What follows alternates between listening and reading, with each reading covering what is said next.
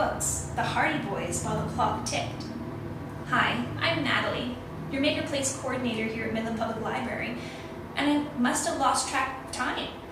I'm here reading, and here we are, filming another Vintage Maker Mysteries. This week, what I want to talk about is how we can decorate to celebrate within our party.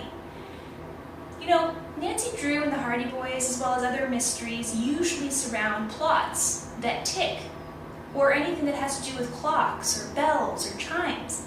These are recurring images in the stories that we read.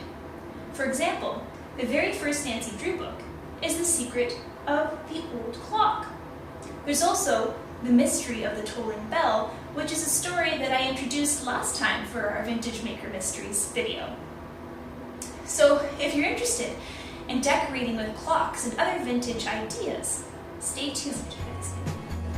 For this project you will need cardboard, printouts of vintage clock faces, black construction paper, and craft brads. For these two clock face images, I did a general search on the internet, found the images I liked, enlarged them, and then printed them from a color printer. This particular clock face was large enough that I had to glue two pieces of paper together. Now you can see that the hands are still imaged on each piece of paper, and you can remove these hands by doing a Photoshop removal, but for this project it's not necessary. You can, however, find images like this one through a general search on the internet that has no clock hands imaged within. The next step is to cut out of black construction paper hands for your clock that look similar to the ones that are already imaged on the printout. So I've done that here, and I'm going to fasten these using our brads. There are different types of brads. Some of these look bronze colored, some silver, some are actually antiqued already to give off that antique look. So I've done the same thing here with the hands on the other clock. I've mimicked the image that's on the page already, and now I'm going to fasten them using the brads. For this clock face, I've designed my own clock hands because, well, there aren't any on the image. And this is a fun thing to do.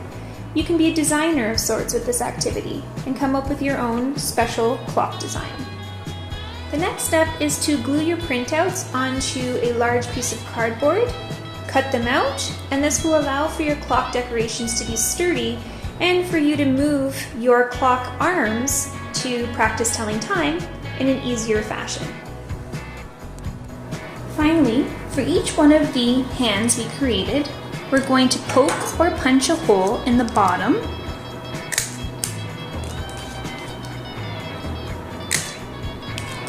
And we're going to take the brand, we're going to thread it through the smaller hand, then the larger hand, and all three will then be threaded through a hole that you make in the middle of your cardboard. Turn the cardboard over and separate the brand handles. Make sure there's enough wiggle room so that it's easy to maneuver your hands around the clock. This is a wonderful opportunity to teach younger children how to tell the time. Remember that the smaller hand always points to the hour, while the longer hand points to the minute. Sometimes there's even a second hand, like what you see here in this particular image. You see, this project can be more than just a decoration for your party. It can be a learning activity as well as a game. Stay tuned for our next Vintage Maker Mystery, where we'll be talking about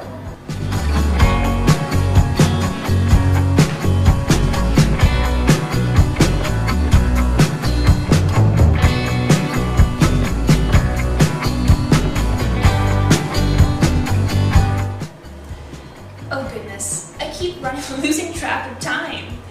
This is our Maker Mystery embroidery kit for our Midland Makers group. This is another great idea for wall decorations and the celebration of your party. Send me an email if you're interested.